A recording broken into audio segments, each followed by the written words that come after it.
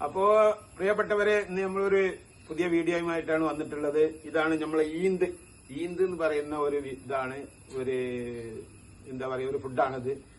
ഇത് നമ്മളെ പല ഭാഗത്തും ഇതിന് ഈന്ത് എന്ന് പറയും, പിന്നെ വേറെ എന്തൊക്കെ പേരിൽ അറിയപ്പെടും. ഞങ്ങളുടെ നാട്ടിലൊക്കെ ഇതിന് ഈന്ത് എന്നാ പറയാ.